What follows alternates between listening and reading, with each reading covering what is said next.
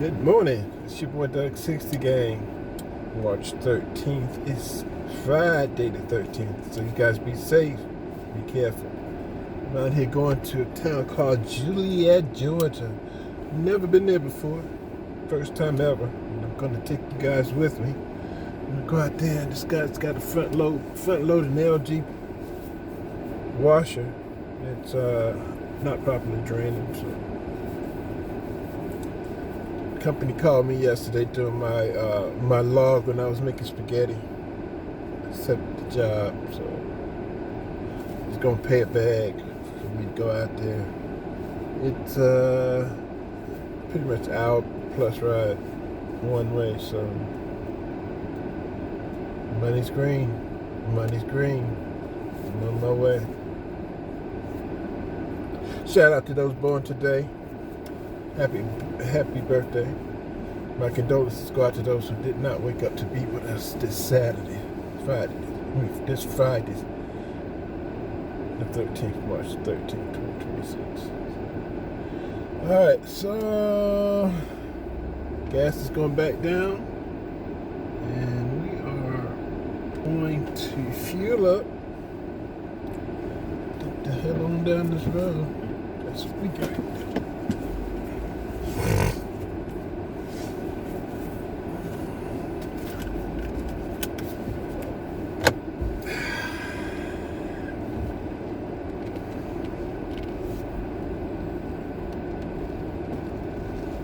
Windows kind of clogged up and don't want to clear up.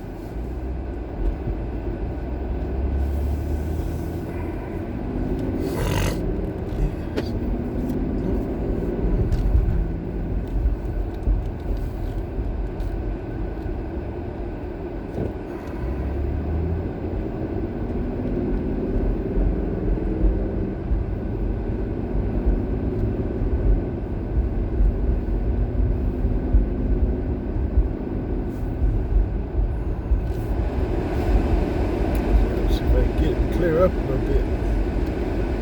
It's foggy today on the inside.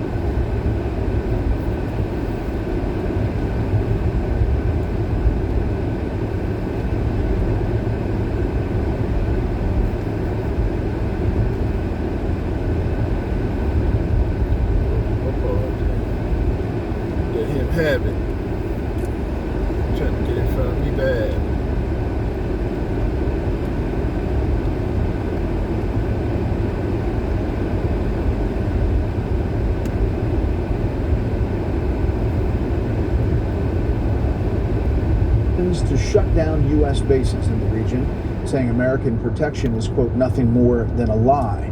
Today, Israeli civilians were struck by Iranian cluster bombs.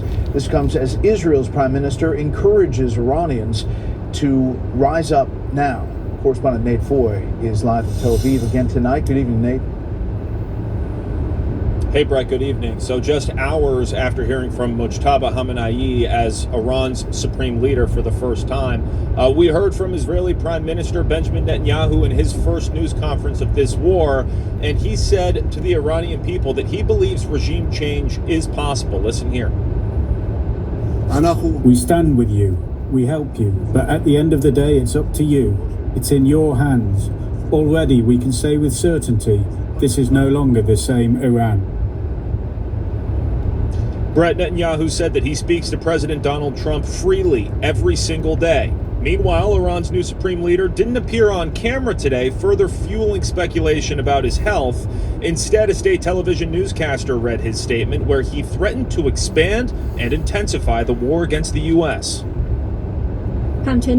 Studies have also been conducted on opening other fronts in which the enemy has little experience and would be highly vulnerable. Their activation will take place if the wartime situation continues.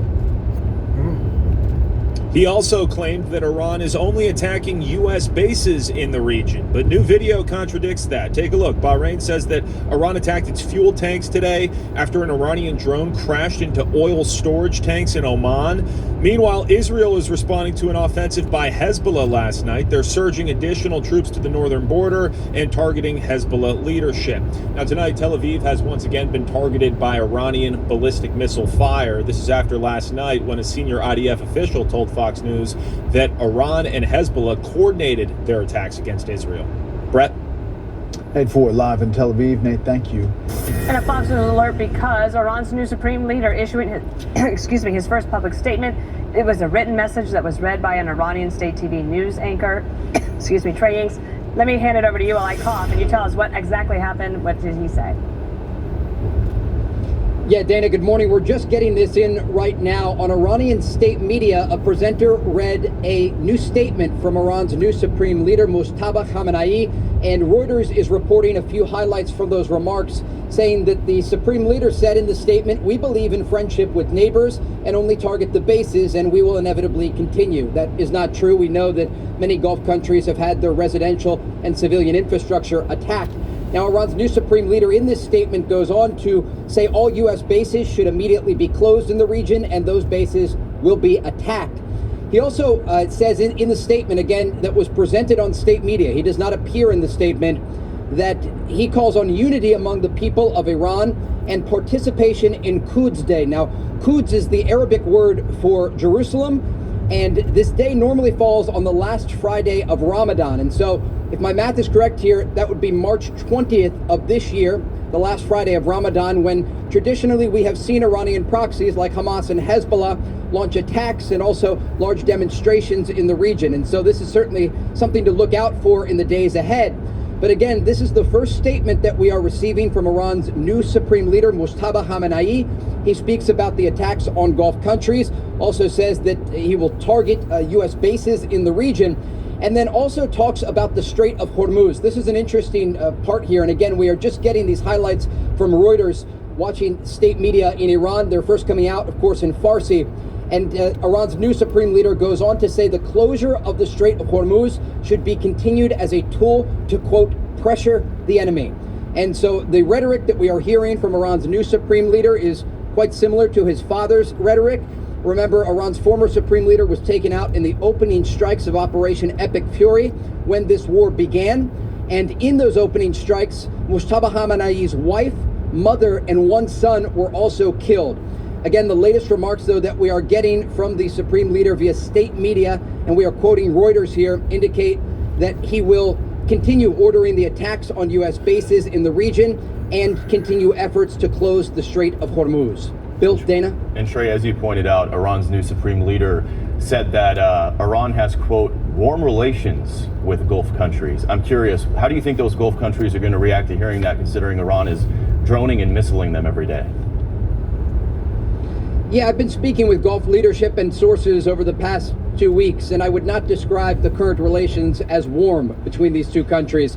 Not only Qatar, but the UAE, Kuwait, and Bahrain have all come under Iranian ballistic missile and drone fire in recent days. And while the Iranians have attacked U.S. bases in the region, they have also attacked civilian infrastructure and energy infrastructure, including Omani energy infrastructure. We showed you those images earlier this hour of an oil storage facility in Oman burning as a result of an Iranian drone attack.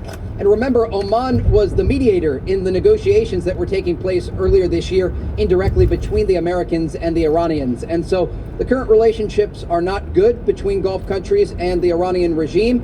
And despite the fact that some communication has taken place with Iran's foreign minister reaching out to his Gulf counterparts, these attacks against Gulf countries do continue. Trey, yesterday, even on the 5, we were saying, is there proof of life that we could get that this guy is still alive? There are reports also that he was injured. Do you know anything more about that?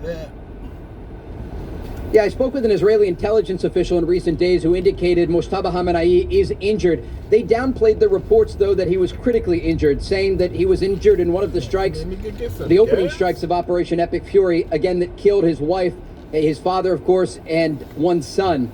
As we look forward here, though, it will be interesting to see if and when we actually see Mojtaba Khamenei. We've not yet seen him. Of course, there have been posters and images circulating in the Iranian capital of Tehran, but this statement today, where he speaks about the ongoing war against the United States and Israel, was made through a presenter on state media. Trey Yingst, thank you, and stay safe. We'll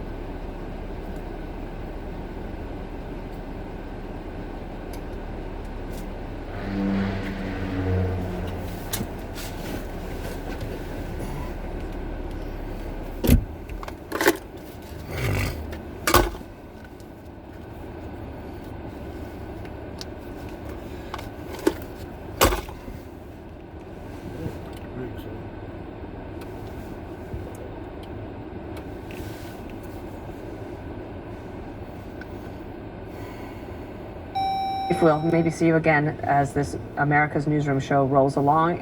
All right, Brett Velikovich is the founder of Power Us and a drone expert, as well as a Fox News contributor. Thank you for being here. Hi,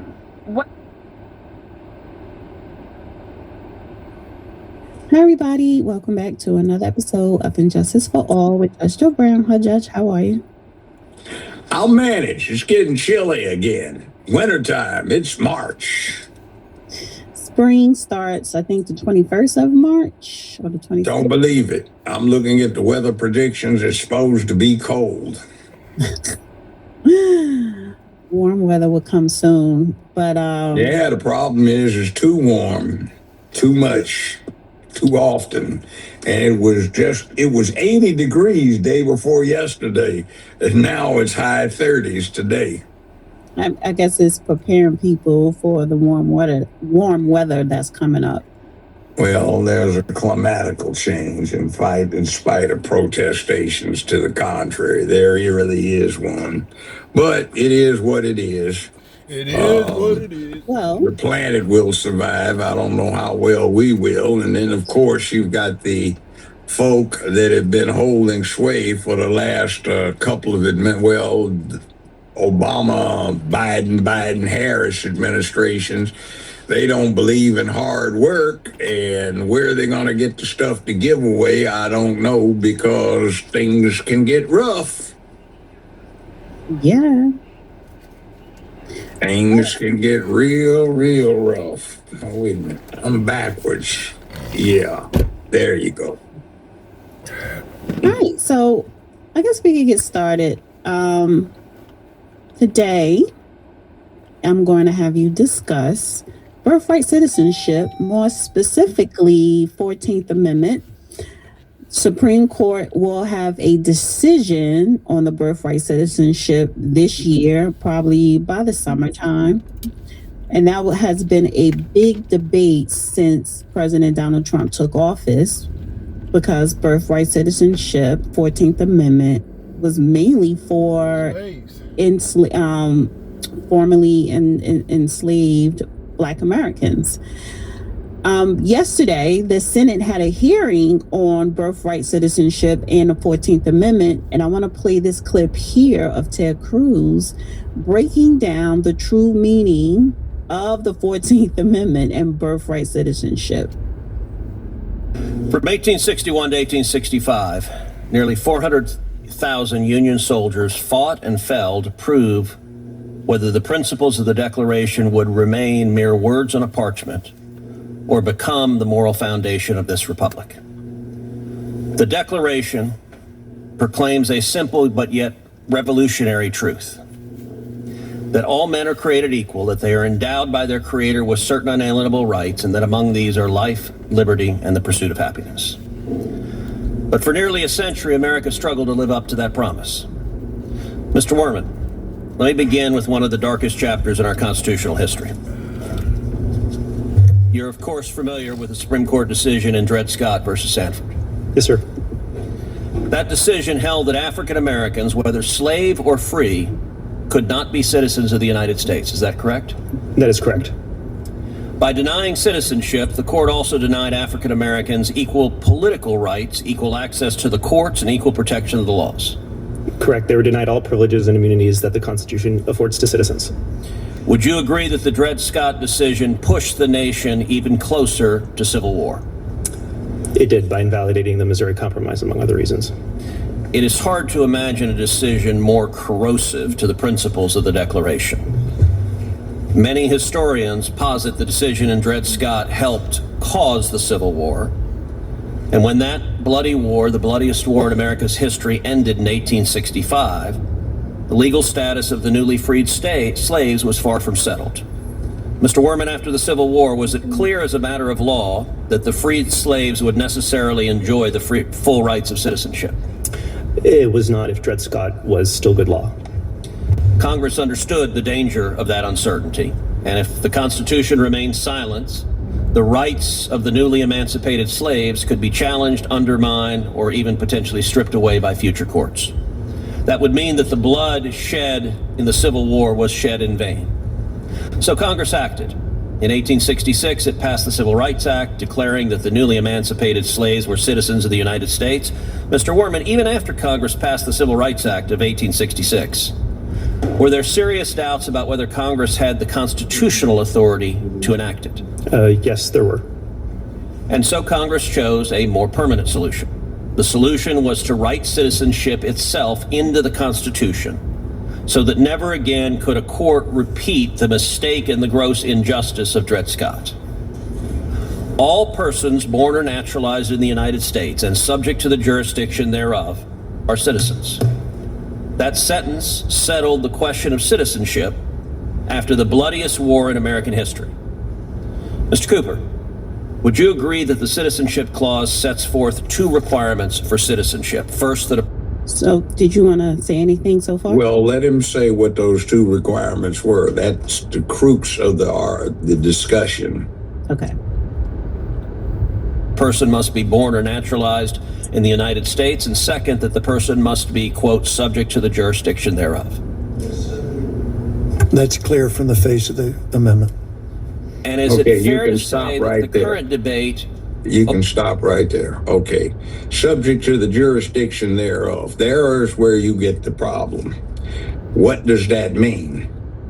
And it's like anybody that sets foot on American soil is to an extent subject to our jurisdiction. Hell, if you get a terrorist who parachuted in or rubber boated in after launching from a submerged submarine,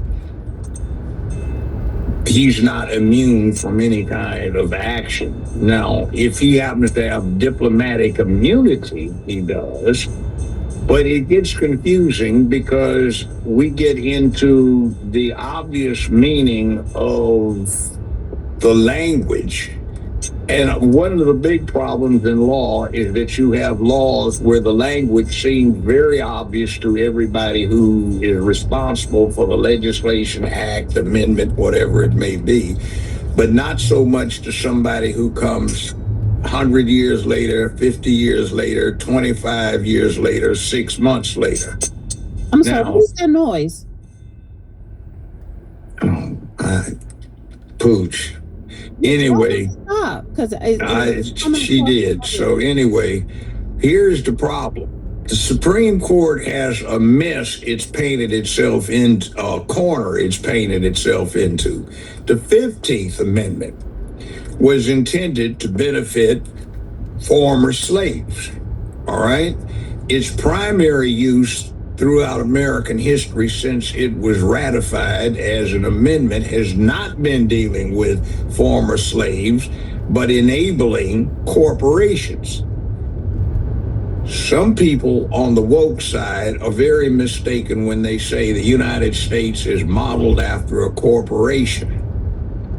Corporations are modeled after the United States because when the Constitution was ratified in 1789, there was no such thing as a corporation.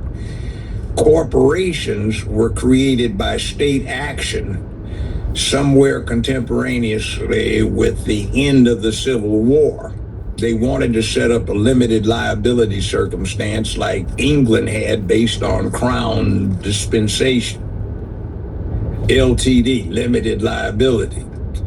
And what happens is a corporation is a fictional person. So applying the 15th Amendment to the corporation, this fictional person, the U.S. Supreme Court ruled back in the 1870s that you could not deprive a corporate entity of any of the rights, privileges, immunities, and liberties of a real person, even though it was a fictional person. Now, the 14th Amendment arguably is being applied to a lot of things, some things it has no business being applied to, but that's because the language is ambivalent. Cruz himself runs into a problem with the Constitution. And that's this. You remember when he was first running against Donald Trump in the Republican primary back in 2016 for president of the United States of America? He technically was not eligible because although he is a citizen as defined in one part of the Constitution, because his parents were U.S. citizens, he is not eligible to run for president because he was not born on American soil, which is a requirement of someone who is president, vice president, or who is in line to become vice president and then president or vice versa because of exigent circumstances. Now, the problem that comes up is that there are arguments in favor of both sides. One, the plain language meaning of the amendment. And then there is the thing called the intent of the law in question, which is the 14th Amendment. And as he's eloquently puts out, and as I've said for the last 5 years, the 14th Amendment was specifically to undo the effects of the horrible Dred Scott decision, which was still good law after the Civil War was over. Now, that being the case, what do? Take the intent, which would undo the 15th Amendment as well if somebody brought that up as a precedent, or do we take the plain language? Because when you take the plain language, you have all sorts of unintended consequences, such as throwing open the borders and encouraging people to come and squat in this place, to invade this place, to trespass this place, and take advantage of what a lot of people had to go through a lot of changes setting up without having to pay their dues. In other words, to cut the line. And that comes into the problem.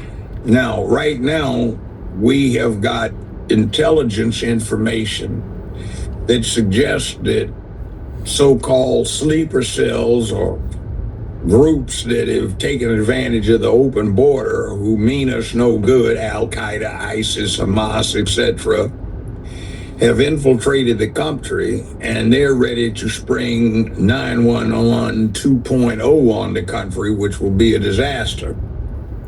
He speaks eloquently, Cruz does, about the sacrifices of the Civil War. And frankly, they were large sacrifices. If you combine the Revolutionary War, War of 1812, Mexican-American War, everything that happened on the frontier, the Spanish-American War, World War I, World War II, Korea, Vietnam, and all of the little side actions in between, Iraq, Afghanistan, the casualty count for all of those wars put together doesn't amount up to the casualty count of the Civil War.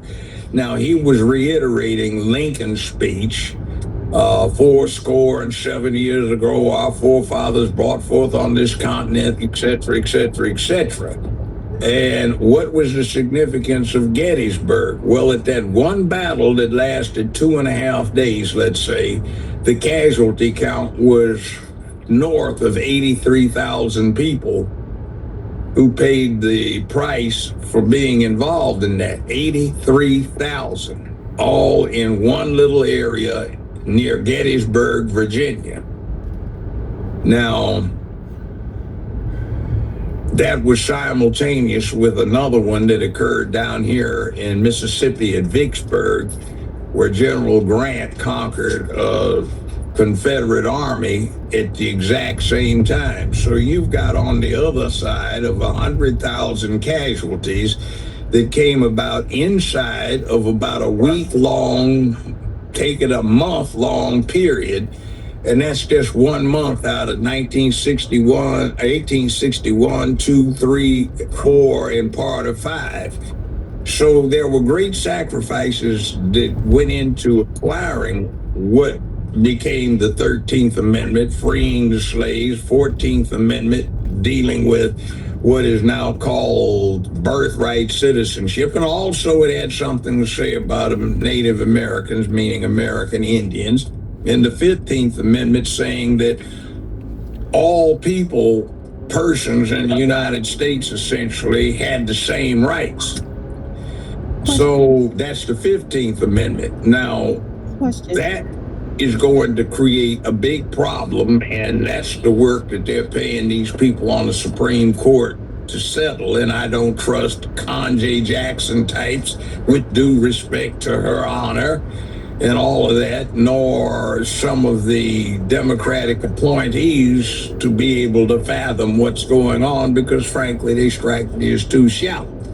But I have a question. We'll see. Go ahead. He mentioned Dred Scott. Yeah, that's what I've said for the last 5 years. 14th Amendment was to essentially undo Dred Scott. So that's, and the 14th Amendment overturned Dred Scott. It made it moot. Okay. Because it seems the amendment clarified the Constitution. And even if it wasn't clarification, when you amend something, that thing becomes what it is amended to. So the Constitution said anybody born here is a citizen, because the Dred Scott decision said Dred Scott, who was born here, was not a citizen, and Negroes, colored, black folk could not be citizens. So Dred Scott, that was a horrible decision written by a bigoted idiot named Taney, Chief Justice Taney. A hideous representation of the wrong side of American law and justice. I'm going to play the remainder of the video.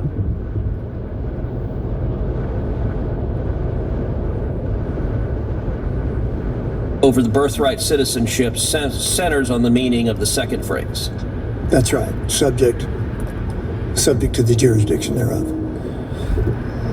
When the amendment was adopted in 1868, was the phrase subject to the jurisdiction thereof understood to require allegiance in a reciprocal sense? It certainly was understood to require that by those who authored the phrase and those who supported it in the United States Congress. So it was understood that way by legislators, by judges, by scholars, by executive branch officials, by those who proposed the amendment, and by those who ratified it. And subsequently by the Supreme Court in the Elk case. Mr. Cooper, was this also the understanding of the authors of the 14th Amendment, men like Lyman Trumbull, Jacob Howard, and John Bingham? Yes. And as you noted again, there was the same understanding reflected across the board in the early decision of the courts, such as the slaughterhouse cases, Elk versus Wilkins and Wom King Ark.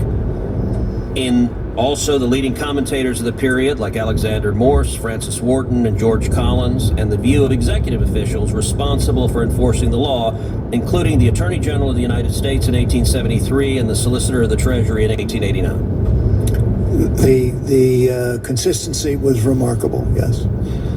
So would it be accurate to say that the view espoused by my Democrat colleagues that the 14th Amendment confers citizenship on anyone born on this land, whether here lawfully or unlawfully, temporarily or permanently, regardless of whether they owe allegiance to the United States, is a relatively recent view and directly contrary to the almost universal view at the time the amendment was ratified? It's not at all clear to me when that view took root. The United States, in its brief to the Supreme Court, suggests during the administration of FDR, but it is certainly inconsistent with most everything that preceded it, everything except, I would say, the dicta in Wom King Ark, the incorrect dicta. Thank you, and I do have to note to the committee that Mr. Cooper was my very first boss in private practice, and I came to work for him as a baby lawyer, and he quite literally taught me how to practice law. Okay, so let me apologize to the committee for all. Can we stop here? Can we stop here? I think the government. It's only 5 seconds left. Okay, go ahead.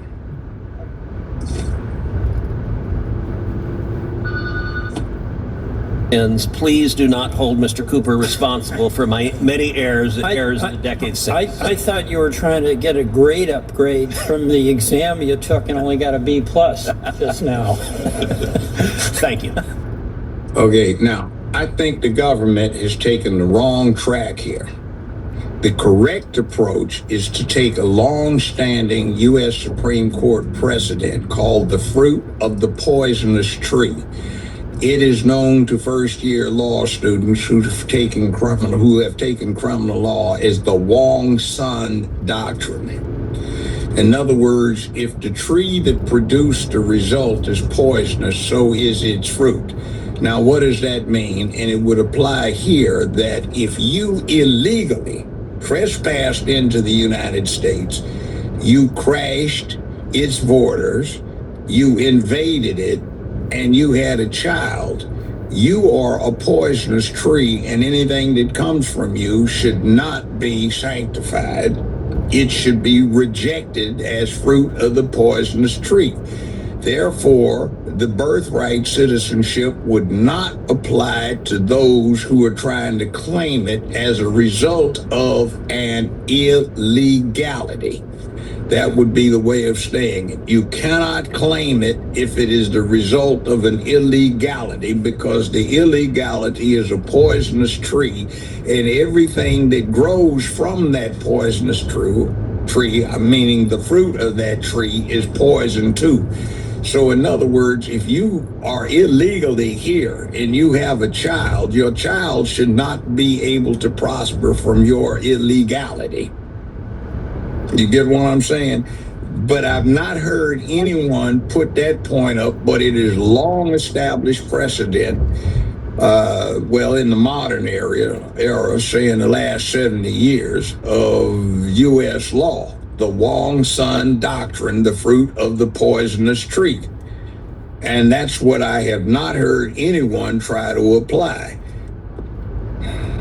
which is what the legislative history is getting to round and about. So they need a more concrete example that the probable conservative majority can hang their hats on, and somebody say, hey, Wong Sun Doc, fruit of the poisonous tree, resolves this. It is the unchallenged precedent of the U.S. Supreme Court in American law that when there is a poison tree, anything that falls off of it cannot be.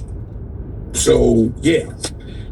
I want to highlight this. I want to bring this up. In other words, if let's say, okay, take my last wife, all right? Her mother was a Canadian citizen, and she had essentially a lifetime visa. She was a nurse. She actually worked in the delivery room where Kamala Harris was born when she was born in 1964. My wife was born within the same 12-month period. But my wife was born here in America, and she had dual Canadian and American citizenship, but because her mother was here legally, as well as her father, who was a from Memphis black man, what wound up happening is she's automatically a citizen, and the birthright thing applies to her for a number of reasons, at least in part to establish her citizenship. But let's suppose that somebody crashed the border, came over here illegally. Let's say they happen to be a Hamas operative or an Al-Qaeda operative, and they decided to impregnate somebody, and that somebody had a child here in America, and that somebody happened to be a female ISIS or Al-Qaeda or Hamas operative. So does that mean that the child of these two terrorists, these two anarchists, these two enemies of the United States, thereby becomes an American citizen? So I want to bring this up. And you have a sleeper agent. It says the 14th Amendment Citizenship Clause does not codify English principles of subjectship. Critics and supporters of President Donald Trump's executive order on birthright citizenship often focus on the order's barring of automatic citizenship to children born to individuals unlawfully present in the United States. In this column, I would instead like to focus on the order's barring of such citizenship to children born to individuals lawfully, but transcendently, yes, temporarily here, present in the United States, because the order's treatment of those children brings the dispute into sharp focus. One side argues the 14th Amendment effectively codifies the English common law of subjectship to declare that the children of foreign visitors are birthright citizens. The other side argues that the 14th Amendment instead codifies an American rule of declaring as citizens those who have chosen to make this country their home. The latter view is the better one. If they are here legally, that's the problem, and that's what the Wong Sun doctrine would emphasize. They have to be here legally. Like I said, two Al-Qaeda representatives, male and female, have a child, and their intent is to produce a long-term sleeper agent who is raised by the Al-Qaeda couple to hate the United States, and the Al-Qaeda couple would be immune to deportation because they would have an anchor baby, and the anchor baby is being raised to be an internal threat to the United States. Now, the issue that is raised here has been long established, well, at least for the last 75 to 76 or 7 years, and that came about because of our involvement in a nasty war with Japan. That we have Douglas Macgregor saying that four drones have been stolen from Fort Campbell, and that the Army is offering a reward for those 4 drones to figure out where they are and to get them back. You have General Mike Flynn going on everybody's YouTube channel or Rumble podcast, or trying to get on mainstream media, also talking about how the fact that Congress has the DHS basically shut down is why we are in the predicament that we are in, where you have everybody talking about Iran in theory possibly going to go after California. And what's also interesting is that they keep telling us that they're going to attack by drones, and then now you hear Macgregor saying, hey, side note, we have 4 drones missing from Fort Campbell. And it's like, okay, I really hope these two things are not connected at all. On top of that, you have the New York City mayor, Zohran Mamdani, the Islamic Muslim guy, and there's pictures of him all over the place, which we will talk about later on today, him sitting on the floor in his office on the mats where they are praying, forehead to ground, ass to air, and eating food and doing all kinds of stuff, and it is like a legit takeover. It looks like a takeover of New York City. It is the epitome of I'm going to make you submit to my will kind of thing, which is, we kind of knew when Mamdani got placed into office there, because you can't convince me that he was rightfully voted in by the actual people of New York City. When you have that happen, it is not surprising to see the slow takeover in the office, in the area itself. On top of that, because there's always more, unfortunately, you have now Iran is taking credit for a cyber attack on a thing called Stryker, which is interesting by the name, but it's basically medical devices and things like that. And I believe this happened in Michigan. I'm pretty sure it's in Michigan. And they're saying that Iran, they are claiming that they have hacked into their phones and basically factory reset them. And now, people were all on social media talking about how Iran was claiming they were going to go through and wipe out all this credit card debt and do all this stuff. And people were like, okay, Iran, do your thing. I'm here for it. Wipe out my credit card debt, whatever, right? But now they're going through and doing these little bitty things and then taking credit for it on social media. The problem is the Stryker stuff that they went after is on a Microsoft network. So my thought process here is, all right, they started with something small just to see if anybody noticed, right? Then they take credit for it, but did anybody notice that credit was taken? And then it's like, okay, well, if it's through Microsoft, what else is through Microsoft? A lot of things that our companies run on, probably a lot of stuff our country runs on, weirdly, is done through Microsoft, because, everybody loves Bill Gates. But if they can go through and wipe out your phones, which seems like a minor inconvenience to set it back to a factory reset, like whatever, who knows what else they can do. It made me think of the meme or the question like a long time ago, what's the one thing if you were in somebody's house that you would take for a slight inconvenience? And people were like, oh, take the toilet paper, take the can opener, take the lighter so you can never light a candle, things like that. And the setting these phones back to factory reset seems like a minor inconvenience, until you think about the fact that it is the medical field, and therefore they can't communicate with each other because they don't have anybody's numbers anymore. They don't have the ability to pull up patient charts on their phones or whatever else they were doing. So it can get a little dicey there, right? On top of that, this is the main thing I want to mention to you guys. I spent the last, like 3 hours on social media debunking the shit out of everything that I was seeing. I kept seeing posts about how Donald Trump was going to pardon what's his name, Julian Assange and another guy, and then bring them into the fold for the CIA and whatever else. And there's no credible evidence to this. Would it be good? Some people say yes, some people say no. But I have noticed over the last, I don't even know how many days, that there seems to be an onslaught of legitimately non-factual information being shared, and I feel like it's to see how many people will just pick it up and run with it, right? There's a lot going on. So you have that going on. You have people posting that there's $127 billion worth of gold underneath Iran, and that's what we're really fighting for, is to get the gold and bring it back, because it's like the Lucky Charms. Oh, me Lucky Charms, whatever. And so there's that, but there's also, I can't find any credible evidence of that either.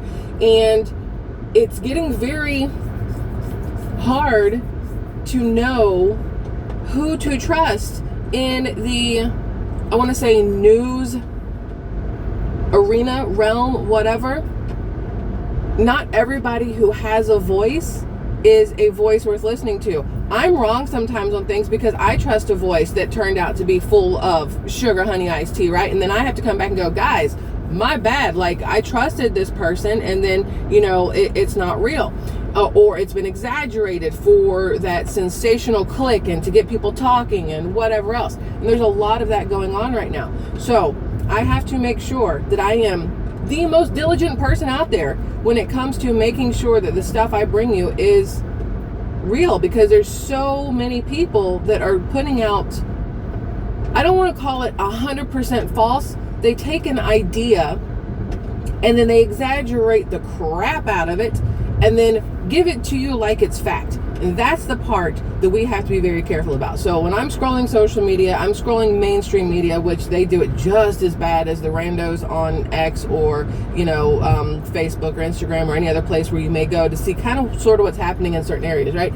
You have to be very careful because it seems that sensationalizing something is more important than it being truthful, and that doesn't sit right with my soul personally. I don't know about y'all, but for me, I want the truth. It doesn't need to be, you know, big and bold and whatever else. It could be the smallest thing in the world, but if it's true, we need to talk about it, right? So I was curious about what's been going on in Minnesota, right? Because now that the whole Iran thing has popped off, we've stopped talking about Minneapolis. Ilhan Omar kind of turned to crickets, right? We haven't been having those conversations, and that's on me for getting distracted by the random stuff that keeps popping up. And I realize that is part of the tactic, right? To distract you from the important topics and make you talk about the less important topics. Let's talk about the Epstein files, okay? Let's talk about the fact that Thomas Massie, who half of the Republicans love and half of the Republicans are like, you are a rhino, sir, top to bottom, right? It just depends on who you are and how you feel about Thomas Massie. Side note, the president's supposed to go out, or did go out, and endorse Massie for re-election, which I didn't know that President Trump liked Thomas Massie, so I learned something new today. But he was going through the Epstein files, and he found 3 names where the last name had been redacted by the DOJ. The last name is Alexander. He found all this information. He brought it to the powers that be, because I don't really know who he took it to, but he took it to somebody, and it turns out those 3 brothers that he was paying attention to in the Epstein files, they just got sentenced for sex trafficking. And they are, I think it says 3 brothers from Israel. I don't remember exactly where they said they're from. Israel pops up into my head for some reason. But if he hadn't been going through there, fine-tooth comb, looking for stuff and wondering why these names are redacted, what's going on, and he hadn't dug a little bit deeper, you'd still have 3 men out there who were trafficking people across state lines, because it's here in the United States. They're trafficking people across state lines. And he found it, and now they are going to jail for a very long time. There's been a lot of talk about how our DOJ isn't really stepping up the way they said they would when it comes to the arrests and the things like that for the Epstein files. And this at least is one step in the right direction. Hopefully we're, you know, that's just the first step, and we're going to start, you know, just running at it and taking out more people that have been in these files and putting them in jail where they belong or whatever else. On top of that, I was looking into Bill Clinton. There's this video of him going around.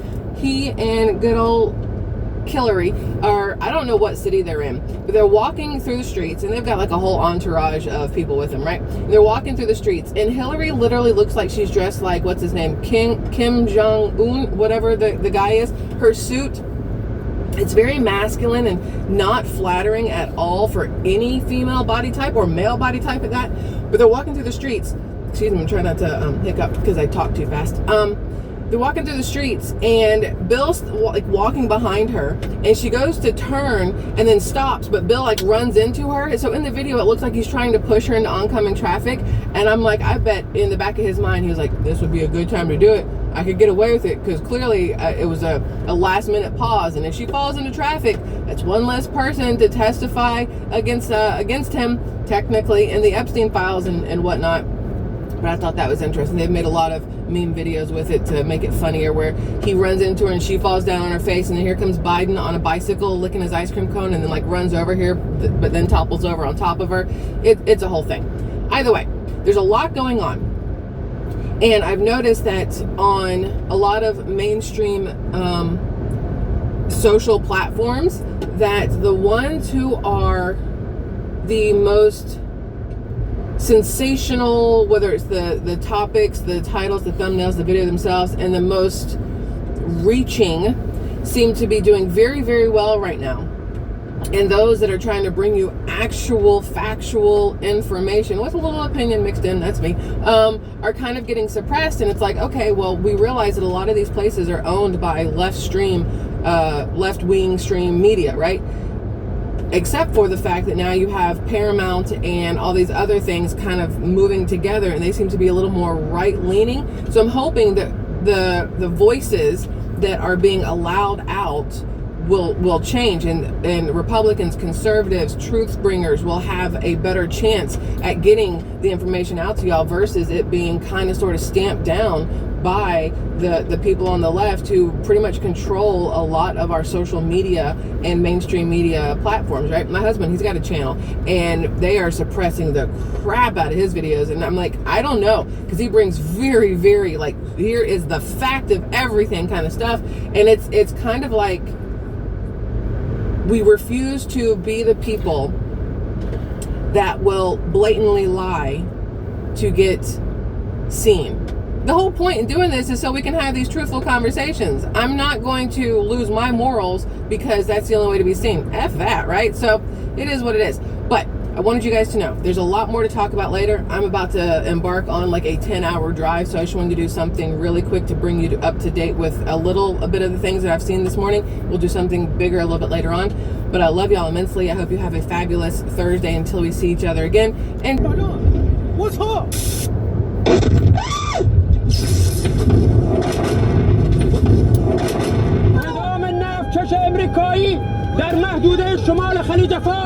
Since last night, 4 tankers have been attacked in the Strait of Hormuz. The Iranian regime is being systematically decimated, so economic warfare is their last resort. The Iranians clipping the ships with unmanned drones and small rocket fire, doing small amounts of damage, but just enough to rattle the insurance underwriters and slow down oil flow. A senior White House official tells Axios, quote, the Iranians effing around with the Strait makes Trump more dug in. Oil spiked on the news, and Brent crude closed around $100 a barrel. We're going to be in very good shape. You see what's happening. They are pretty much at the end of the line. Doesn't mean we're going to end it immediately, but they've got no Navy, they've got no Air Force, they've got no anti-air traffic, anything. They have no systems of control. We're just riding free range over that country. And now we're going to look very strongly at the Straits.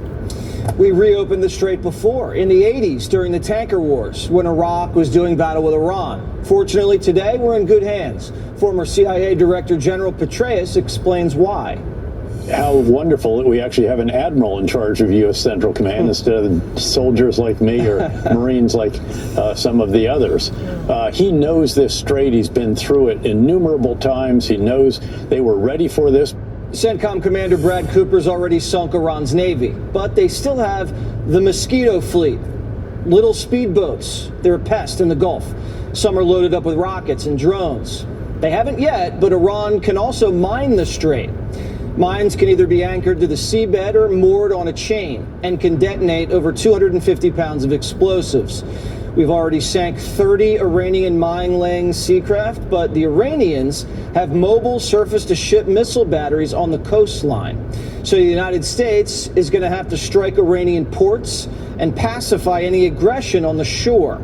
That's going to take a couple of weeks. Right now, the thinking is we can do it without boots on the ground. And while that happens, the U.S. Navy and others could provide convoys for the tankers. Is it your belief that the volume of ships going through the Strait of Hormuz will be improving immediately from now? It is my belief that as soon as it is militarily possible, the U.S. Navy, and perhaps with an international coalition, will be escorting vessels through. We're hearing the British Navy might get off the sidelines and help the Americans punch open the strait. The Japanese could lend a hand too. Their Navy's top notch, and they get almost all their oil from the Gulf. The question is, when's it open? Here's the Energy Secretary. Do you think by the end of this month, the U.S. Navy will be escorting some of those ships through the strait? I think that, yes, I think that is quite likely the case. But again, I mean, I'll be over at the Pentagon later today, but that is what the military is working on. And yes, a lot of critical materials come out of the Straits of Hormuz. It's not just oil that flows out of the strait, fertilizer, aluminum. The longer it's closed, the more prices for everything jump. The White House has it under control. Officials tell Axios this: no one's panicking, but it's a concern. He's pulling out the stops. There's plenty of oil. It's just getting it on the market. That's the thing. We just announced a release of 172 million barrels of oil from the U.S. Strategic Reserve, and that should help lower prices at the pump. Can you give us a timeline on when you're planning to tap the Strategic Petroleum Reserve, a timeline of when that could happen? We're going to be doing it very quickly, and then we'll fill it up. We'll fill up our reserves. The goal is to open the strait, finish the mission, and have gas prices back down to $2 a gallon well before the midterms. But the enemy gets a say. Economic terrorism is the regime's last bit of leverage. What's left of their intel branches say controlling the strait gives them power over the global economy, and they're hoping Trump folds. But the president just busted out his economic toolbox. He's backstopping the insurance markets, lifting oil sanctions, invoking the Defense Production Act and the Jones Act, which is going to shave about 10 cents off every gallon of gas. But Operation Epic Fury can't be considered a success if we don't take full control of the strait. This is a major test of the president's resolve. It's only been a week and a half, and we've already killed the Ayatollah, his top brass, knocked out their Navy, Air Force, most of their missiles. But we still have a little more work to do dealing with the drones, hitting their defense industrial base and targeting the Army, militia, police, and the Guard. The president said the operation should take 4 to 6 weeks, and that we're ahead of schedule. So far, the United States has only suffered 7 casualties, and God bless those brave souls. But there's no debate who's in control. Most people say it's already been won. It's just a question of when. When do we stop? We can hit sections of Tehran and other places that, if you do it, it'll be almost impossible for them to rebuild their country. And we don't want that. But we can hit electric, we could take apart their electric capacity within 1 hour, and it would take them 25 years to rebuild it. We don't want to have to hit civilian infrastructure because we don't have a beef with the Iranian people. We want the country to be able to rebuild easily when the war's over and take their country back. But the regime leftovers are launching indiscriminate attacks against Middle Eastern neighborhoods and banks, refineries, even American consulates. Imagine they had a nuclear weapon? It's exactly why we're in this one we are. The president thinks the IRGC are like the Gestapo and believes they haven't been punished enough. In the past hours, they've been using cluster bombs. First responders are here at a scene in Tel Aviv where an Iranian cluster munition exploded after it was launched in the latest ballistic missile barrage. You can see the amount of rubble and debris here. First responders say multiple people are being treated with shrapnel injuries, and there are at least a dozen impact sites. This regime doesn't care who it kills. It's just out for blood. They're cornered and want to wreak havoc on the neighborhood to fracture the alliance. And Ayatollah Jr., well, his whole family was taken out, so he wants a taste of revenge. We haven't seen him since they crowned him supreme leader, but today, someone allegedly on his behalf smuggled a statement through to Iranian state TV. Listen. Sanian, I assure everyone that we will not refrain from avenging the blood of your martyrs. The revenge we have in mind does not concern only the martyrdom of the great leader of the revolution. Rather, every member of the nation who is killed by the enemy constitutes a separate case in the file of retribution. Little Ayatollah has to sound tough so the population doesn't start a revolution. But reports say he's wounded, hiding in a hospital underground. Other reports say he's in a coma and might have lost a leg. It's kind of like the Biden situation. You don't really know who's running the country. So how weak is the regime? Hard to say. Trump's told the Iranian people to stay down. It's too dangerous outside. But when it is time and the smoke clears, to take back your country. A source tells Axios that there are going to be efforts to unleash forces inside of Iran and re-energize the population to topple the regime. but we have no idea if that's possible or what that even looks like or how long that could even take. And the Iranians are still sitting on some uranium they squirreled away after Operation Midnight Hammer. That's too dangerous to leave in their hands. They're highly motivated to nuke up as fast as they can because it's their only defense. That makes Pickaxe Mountain, Iran's fortified underground facility, a major target. It needs to be secured, and that could require special forces at a later date. So there's some unfinished business in Iran: uranium, Strait, Ayatollah Jr., and more military targets. The commander-in-chief seems patient and resolute, sensitive to the markets, and ready to see the mission through. The United States cannot let a Chinese terror proxy control oil flow. If we win this war in Iran, we win the war against China. It's that simple. Deputy Chief of Staff and Homeland Security Advisor Stephen Miller. All right, Mr. Miller, tell us about the progress of Operation Epic Fury. Well, I think it's important for your viewers, Jesse, and the American people to know that there's never in history been a more total asymmetric, one-sided annihilation of the enemy than you are witnessing that is unfolding right now in Iran. Iran has long been feared by all the nations of the Middle East. It's long been believed to be one of the great military powers of the region, and yet the United States, under President Trump's leadership, has annihilated their navy, has annihilated their missile capabilities, has dealt devastating strikes to the IRGC and their command structure, has taken out, in collaboration and coordination with Israel, their nation's sinister leadership and command structure. It has been a complete wipeout of their capacity to unleash violence on the world. And we are in the process right now of degrading their entire military industrial base so that they cannot resume creating and building these weapons that not only could reach Europe, that not only could reach our military bases, but that someday could reach the mainland United States. So this has been, by every definition, an unprecedented military success against a regime that since 1979 has exported nothing but bloodshed and violence and claimed countless American lives. Where does the administration stand on the objective of regime collapse? And are they satisfied with the current quote-unquote leadership, Ayatollah Jr.? I mean, we don't even really know if he's alive. Well, it's important to understand that, again, the leadership class of this evil regime has been wiped out. Nobody has seen the Ayatollah Jr.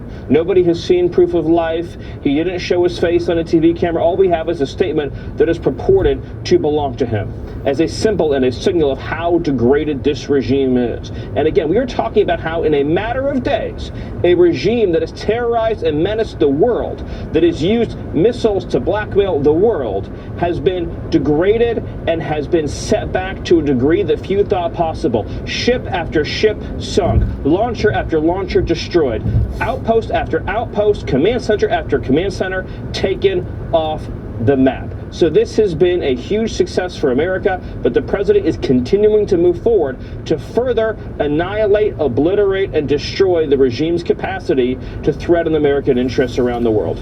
So when he sees the Strait close and oil prices go to 100, what does the president feel about that? Like, what is his posture there? Well, it underscores above all else, Jesse, how this was the last chance that the United States had to take action against a regime that was planning and plotting to kill Americans and that had the ability to strangle, if it wished, global commerce in the future, backed by long-range missiles, backed by nuclear weapons. So just again, as a thought experiment, imagine if this regime that right now, weaker than ever before, imagine if that regime instead had nuclear weapons, instead had long-range missiles that could reach an American city, instead was rich with cash. Remember, Obama put them on a path to enrich them with tens of billions of dollars and have a nuclear weapon right now.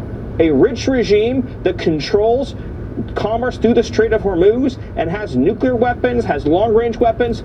Think about what a terror that would be to global commerce and to the world. So what instead you have is a dying regime, a decaying regime, a thrashing regime that is engaged in terrorism in the Strait of Hormuz. But let's be very clear. The United States, not Iran, has the staying power. Why? Iran produces 2% of the world's oil. America, under President Trump, is the #1 producer of oil and fossil fuel. More than Saudi Arabia, more than Russia, more than any other nation in the world, and now we're partnered with Venezuela.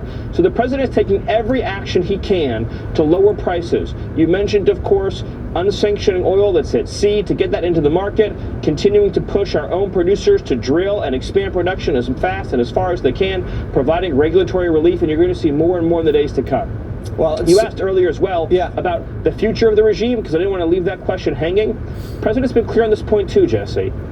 The people of Iran have an opportunity, if they choose to take it, their last best chance to claim control of the future. But whatever choice they make, President Trump has been abundantly straightforward in saying the United States will pursue and achieve its military objective. All right, makes sense to me, Mr. Miller. Thank you as always. We appreciate it. Thank you. General Philip Breedlove, the retired Air Force General, Supreme Allied Commander of NATO. All right, the Strait. Do we need boots on the ground to secure it, or can it done just by air and sea? Well, thanks for having me on, Jesse. And that's a really big question. What we want to do is preclude mining. We don't want it to happen. Once the mines are in the water, the problem gets a lot tougher. And so the ability to stop those mines getting to the water is pretty tough, and that's the question you're asking. I think it can be done without boots on the ground, and we're going to see, I think, in the next couple of days. Okay, so do you just take out all the ports right along that coastline one by one until there's no one there? Well, that would be part of it, but it's not all the ports. Not all the ports have the facilities or the capabilities to transfer those mines onto the appropriate kinds of watercraft of various kinds. But the fact of the matter is it's an intelligence nightmare. It's a really tough job, and I'm sure we're working that right now. Okay, good, because that seems to be the real choke point here. The uranium that I guess was left over, they're hiding at all sorts of places underground in deep granite covered bunkers. If we end this operation before taking care of unfinished business there, would you consider this operation a success? Well, Jesse, I think you're asking the wrong person. The bottom line is there are a set of objectives out there. We may or may not have actually heard the objectives that the military has been given, in the news cycles. But from what we hear, the objective of the president is to eliminate the capability to build a bomb. And that would mean containing, burying, seizing in some way, taking that uranium away from this theocracy who is bent to make a nuclear weapon. Yeah, I think I can read between the lines there. Ayatollah Jr., in your opinion, General, is he alive? I think he is, but my guess is, and again, I'm exposed to the same things you're exposed to here. Well, I wasn't a former Supreme Allied Commander, so you might have a little more reading than I do. So it's clear that he is not capable of facing the public right now, or we would see him. I mean, we would have our new leader out there assuring the people of our country if we were in this situation. So something is not right. My guess is that he's not dead, or else we'd be hearing about a different successor. I think the interesting thing is, why did the Leadership Council pick this guy? The word on the street is that his father did not pick him and would not have placed him in succession. So this is a line of logic I think needs to be followed. Yeah, that's a really interesting point. There was a split vote, and apparently he has the personality of a boiled potato. So there might not have been any option left after that first strike in the first 40 seconds. General, good to talk to you as always. Thank you so much. America under attack in Michigan, in Virginia. Are they sleeper cells? Right back. Terror attacks on U.S. soil, one in Michigan and one in Virginia. Senior national correspondent Kevin Corke with more. Kevin. Evening, Jesse. We continue to learn new details from Norfolk about what happened there. We do know that one victim was killed, 2 others were injured in that shooting at Old Dominion University. The shooter has also been killed. Let me first tell you about the victim in this particular case. It's a lieutenant colonel by the name of Brandon Shaw. He actually led the university's ROTC program. Again, we'll learn much more about him. Here's a guy we're talking about, a real hero. 2 Bronze Stars felled today by the killer, who was identified as former Virginia National Guardsman, 36-year-old Mohammed Baylor Jallow. He has a troubling past, too. He actually pled guilty back in October of 2016 of attempting to provide material support to ISIS. Interestingly, a Bush-appointed judge lowered his sentence from the state's suggested 20 years to just 10.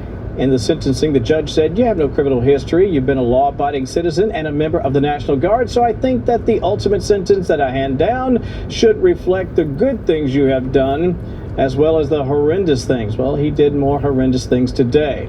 Now, for a period of time, students and staff were told to remain in place, seek shelter, as law enforcement converged on the scene. That attack, of course, bringing back to mind the devastation that happened over in Blacksburg and Virginia Tech in 2007, this much smaller, still no less frightening for those who were on campus at the time. As for the killer today, well, he apparently was felled in a classroom by students. There, he had been yelling, Allahu Akbar. There were students that were in that room that subdued him and rendered him no longer alive. I don't know how else to say it, but they basically were able to terminate the threat. Apparently stabbed by an ROTC student. Now, this all happened the same day that another armed suspect rammed a vehicle into a Detroit area synagogue. The suspect engaging in a shootout with security guards after breaching the building with his vehicle, which then caught fire. The attacker, in this case, named Ayman Mohammed Ghazali, a Lebanese national who was naturalized as an American citizen in 2016 under the Obama administration. Well, he was killed in that interaction. Thankfully, there were no injuries of students or staff at the school, but a security guard was hit by the car. Local police say they're not sure if this was an act of terrorism, though the feds are investigating that as a very, very strong possibility. I should also add this. The FBI Director Kash Patel is warning forces both at home and abroad to obviously be on high alert. But this is interesting too, Jesse, if you'll pardon me for adding. The Austin shooter, I saw this from Will Kane, our colleague. Austin shooter, naturalized citizen. Old Dominion shooter, naturalized citizen. The New York teen bombers, children of naturalized, that is, citizens. And the Michigan synagogue attack, again, a naturalized citizen. It caused a question who we're letting into this country, clearly. I see a pattern. Thank you so much. Yeah, you bet. Tim Clementi's an American counterterrorism expert and former SWAT and FBI agent. Tim, all right. Are these guys in touch with Iranian intelligence? Or are they just kind of activating themselves when they see the war? You know, Jesse, I think it's more of the latter. I don't think they need to be activated. There's an ideology behind these acts. And clearly with the shooter today at Old Dominion, he proved that he held that ideology and tried to carry out a terrorist attack in 2014, purchased a weapon after telling ISIS members that he had been thinking about conducting attacks for a long time.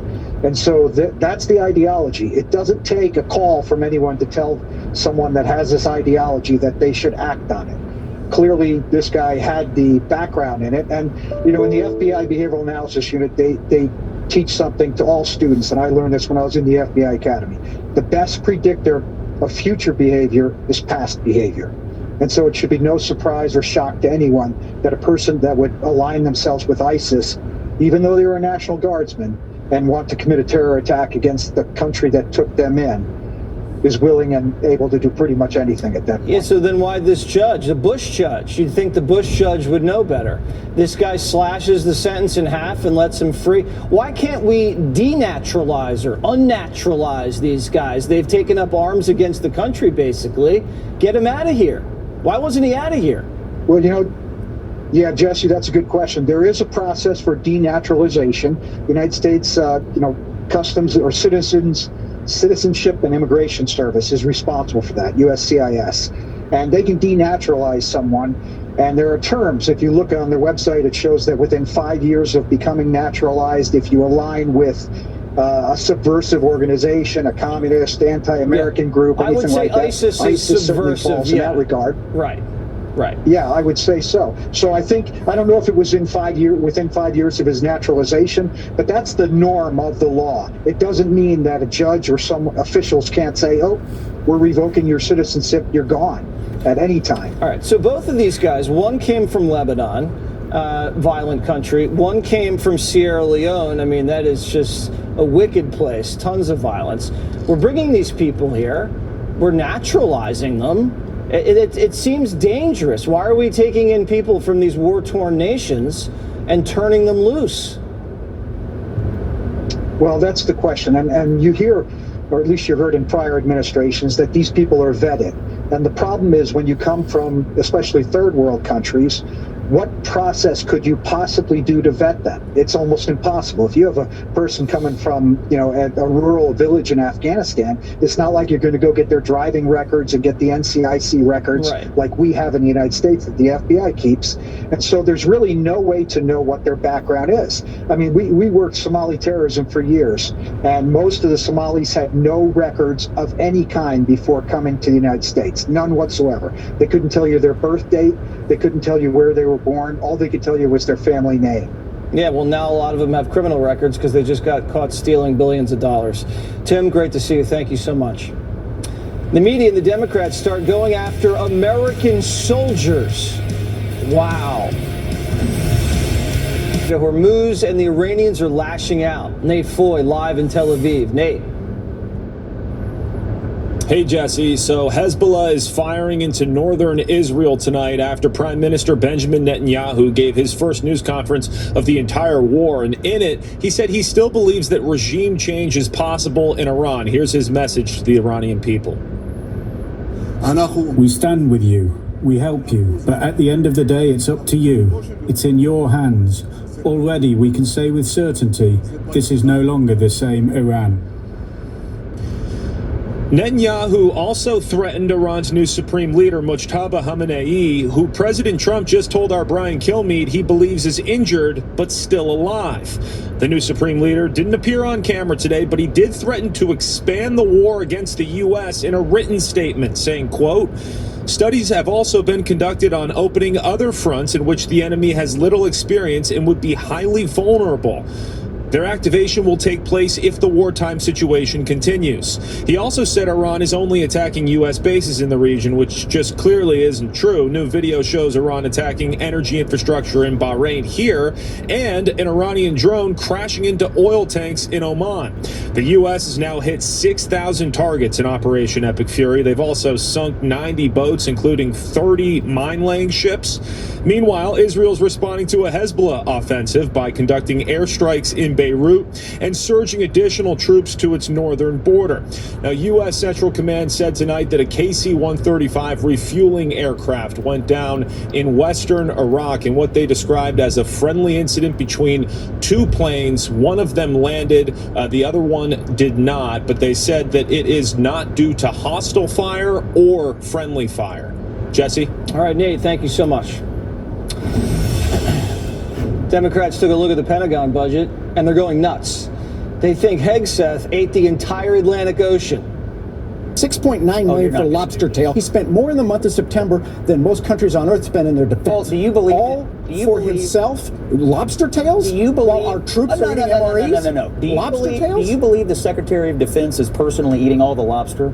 Wait, he can't eat the 16? Troops. Oh, really? The troops are getting lobster? Frequently in Oh, theater. my God. Troops who are going to work. Oh, my God. Great meal. You know that. They're getting lobster. You are so full of it. Killed over this. You're going to get killed over this. Pistol Pete's in excellent shape for a guy who's eaten 750,000 lobster tails.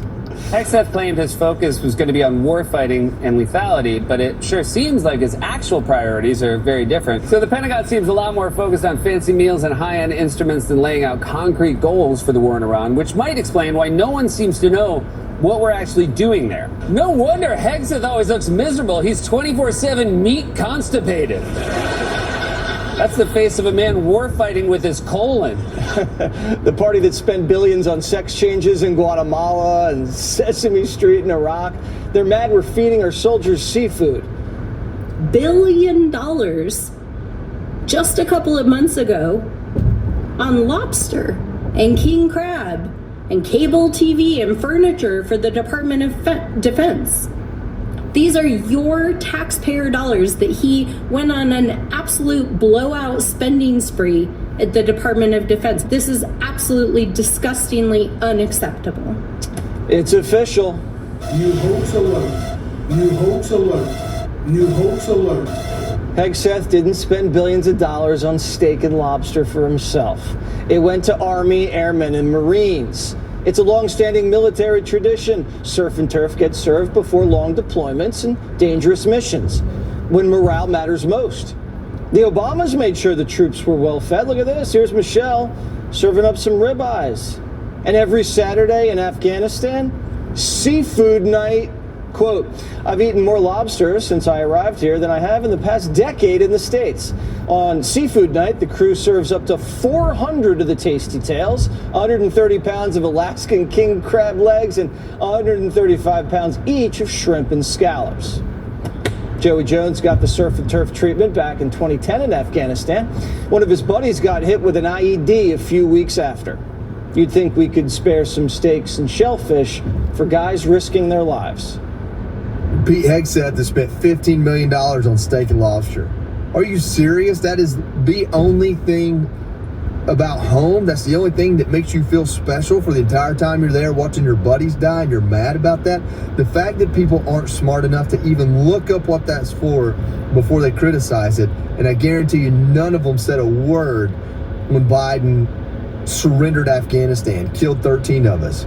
Biden spent millions on meat and seafood also, right as he was going out the door. $100 million on steak and fish, $16 million on ribeye, another $6 million on lobster tails. Democrats didn't bat an eye.